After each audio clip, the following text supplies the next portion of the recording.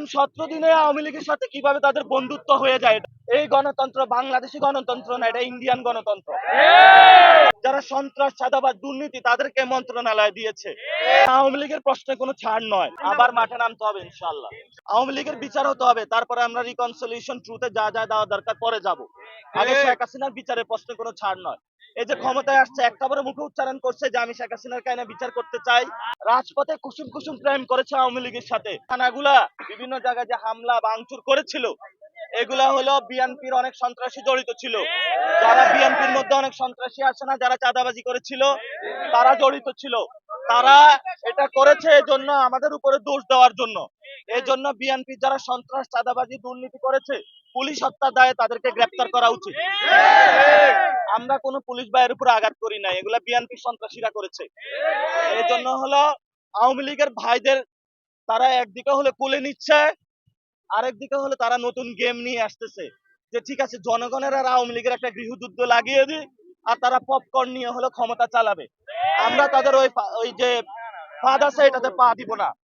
আওয়ামী লীগের এখন বলা হয়েছে, এই যে বলেন না যে আমরা নাকি 36 দিনের আন্দোলন করেছি, তো অনেকে বলেছিল যে 17 বছর নাকি তারা রাজপথে কুসুম কুসুম প্রেম করেছে আওয়ামী লীগের সাথে। এখন 17 দিনে আওয়ামী লীগের সাথে কিভাবে তাদের বন্ধুত্ব হয়ে যায় এটা আমরা বুঝি না। এই জন্য তোমাদের 17 বছর কোন কায়দা এটা আমরা এখন দেখিয়ে দিতে চাই। কুসুম কুসুম প্রেম ছিল, সুযোগ পেয়েছ আওয়ামী লীগের সাথে এখন বুক মিলিয়ে দিয়েছ। এজন্য আমরা বলবি এজন্যই তোমাদের আন্দোলন সফল হয় নাই। এজন্য আওয়ামী লীগের প্রশ্নে কোনো ছাড় নয়, এটা আমাদের স্ট্রেট কাট কথা।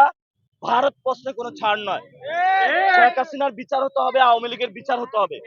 এবং যারা 17 বছর মায়া কান্না করেছিল, আজকে 17 দিনে 17 বছরের ছাত্র দল, যুব দল, বিএনপির যারা ঘর হারা হয়েছিল, পায়ে বুলেট লেগেছিল, সন্তান হারা হয়েছিল, তাদের যে নজরানা, তাদের যে স্যাক্রিফাইস, তারা আজকে 17 দিনে ক্ষমতায় বসে ভুলে গিয়েছে।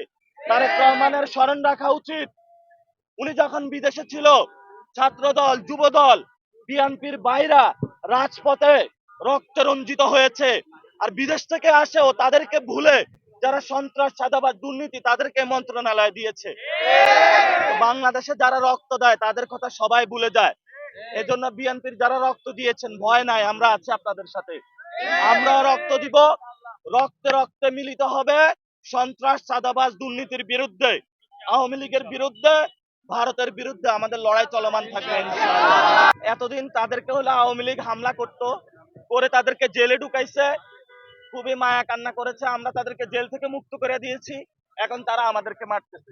যে গণতন্ত্রে আওয়ামী লীগের বিচার হয় না, যে গণতন্ত্রে চুপ্পু বড় বড় কথা বলে, যে গণতন্ত্রে ভারত চলে আসে, এই গণতন্ত্র বাংলাদেশি গণতন্ত্র না, এটা ইন্ডিয়ান গণতন্ত্র। এই জন্য মোদির গণতন্ত্র বাংলাদেশে ইম্পোর্ট করা চলবে না। বাংলাদেশের মানুষ বাংলাদেশের গণতন্ত্রে বিশ্বাস করে। ইনশাল্লাহ আমাদের আজাদির লড়াই চলমান থাকবে। তারেক রহমান তার পাহারাদার হয়েছে, এখন দুইজনে একসাথে হলো 57 জন অফিসারকে আওয়ামী লীগ হত্যা করেছে না তারা? আবার এই পিলখানার যারা শহীদ আছে, যারা খুন করেছে, শহীদ করেছে, তাদেরকে নিয়ে হলো সেখানে ফুল দিতে যাচ্ছে, দোয়া করতে যাচ্ছে। কত বড় হলো স্পর্ধা তাদের। তারেক রহমান আজকে যেটা করেছে, একজন যারা পিলখানায় খুন করেছিল তাদেরকে নিয়ে আজকে শহীদদের বনানী কবর স্থানে গিয়ে পিলখানায় যারা শহীদ হয়েছিল শহীদদেরকে তাদের প্রতি তারা বৃদ্ধাঙ্গুলি প্রদর্শন করেছে, এবং তাদের জন্য ধিক্কার আমাদের। আওয়ামী লীগের বিচার হতে হবে, তারপরে আমরা রিকনসিলিয়েশন ট্রুথে যা যা দেওয়া দরকার পরে যাব। আগে শেখ হাসিনার বিচারের প্রশ্নে কোনো ছাড় নয়। এই যে ক্ষমতায় আসছে, একটা বড় মুখে উচ্চারণ করছে যে আমি শেখ হাসিনার কাহিনী বিচার করতে চাই।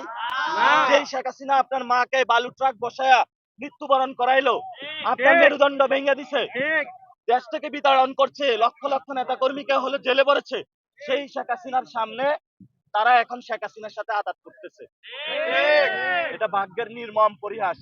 যদি এটা করতেই থাকে তাহলে কি অবস্থা হবে সেটা তো আমরা সবাই জানি নাকি? এই ট্রেনিং আমাদের দিতে হবে না, এই ট্রেনিং আমরা ভালো করে জানি ইনশাআল্লাহ।